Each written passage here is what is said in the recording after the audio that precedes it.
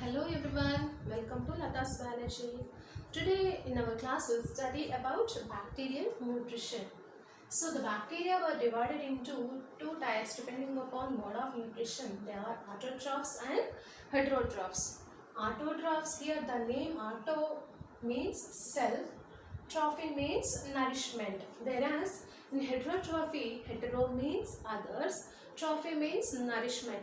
These organisms depends on other organisms for the food, whereas the autotrophs, they can able to prepare their own food material. Here these autotrophs are again divided into two types. They are photoautotrophs and chemoautotrophs. Photo means, we know, photo means sunlight. Here the energy source is solar energy. Here the bacteria, like plants, there are also some pigments are present like bacteriochlorophyll and bacterioviridae, but there are some chemical differences between the normal chlorophyll and bacterial chlorophyll. In this, now if we see the normal plants photosynthesis, what happens? Carbon dioxide and water was used in the presence of sunlight, and chlorophyll, carbohydrate was prepared, and oxygen is released, which we can call it as oxygenic photosynthesis because oxygen was liberated from the photosynthesis. Here what is happening? The water molecule is split and oxygen is released and the protons are released, which helps in the reducing the carbon dioxide.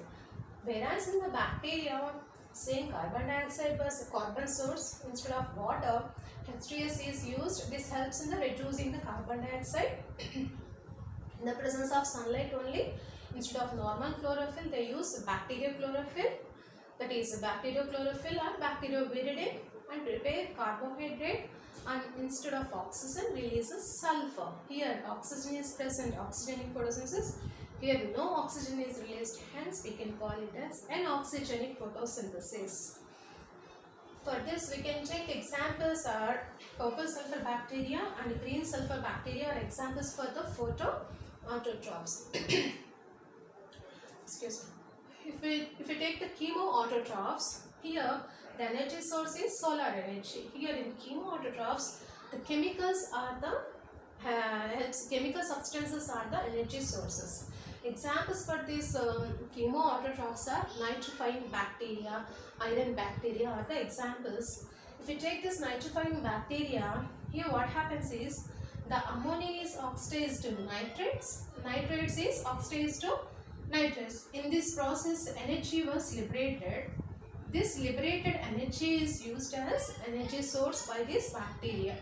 So examples for these nitrifying bacteria are Nitrosomonas and Nitrosococcus are the examples of nitrifying bacteria. We can also take iron bacteria as the chemoautotroph. Next one is heterotrophs. Here we have studied heterotrophs means other nourishment, that is the organisms which dependent on the other organisms for its nourishment are called as heterotrophs. These heterotrophs are divided into three groups, three types. First one is saprophytes, symbionts and parasites. Saprophytes, if we take this, saprophytes we already studied in our previous classes. We have studied several fungi as saprophytes.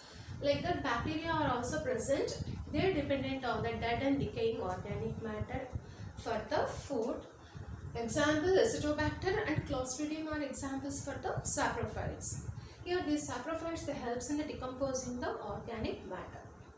And second one is symbionts. Symbionts is here two organisms live together, mutually benefited, and each one, neither of the living organisms, no one is get harmed. So the mutual relationship is called as symbiontism. In this symbionts, the most and useful example is the rhizobium. So we all know that rhizobium that lives in the roots of the leguminous plants and forms root nodules. In those root nodules, it fixes atmospheric nitrogen and gave it to the plant.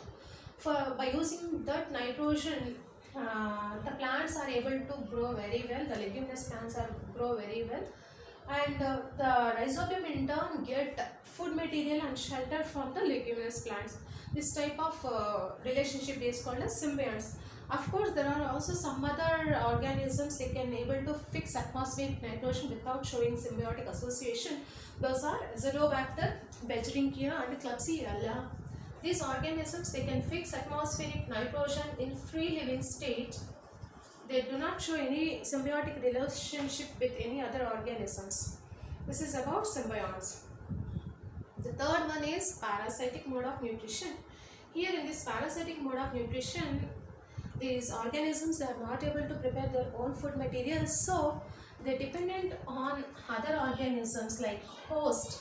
The parasite dependent on host. Here we call bacteria as the parasite, and the host may be plant, animal or human. It may be anything. Okay. So this bacteria dependent on these hosts and get the food. Sometimes this parasitic bacteria they cause diseases. Those disease causing parasitic bacteria are called as pathogenic. If they do not cause any disease but parasitic on host, they are called as non-pathogenic bacteria.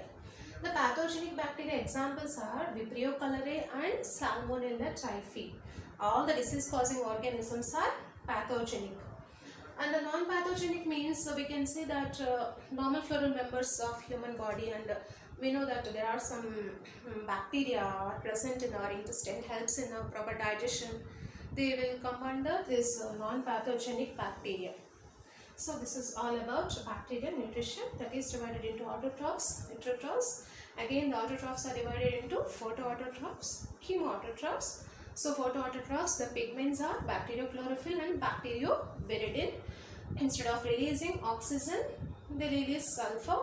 We will take the examples are purple sulfur bacteria and green sulfur bacteria.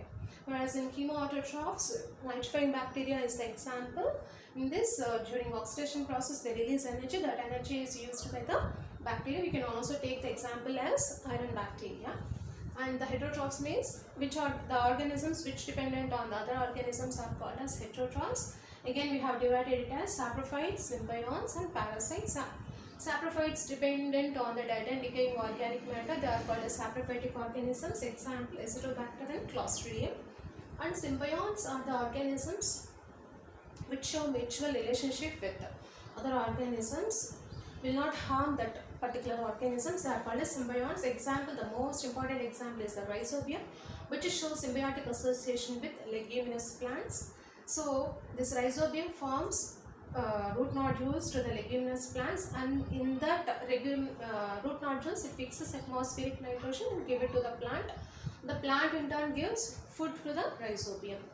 There are some other free-living nitrogen fixing bacteria are also present like Klebsiella, Azotobacter, Becheringia, but they don't show any relationship with any symbiotic association with other organisms. And the third one is the parasitic bacteria. Parasitic means they dependent on the host. The host may be a plant or animal or human being.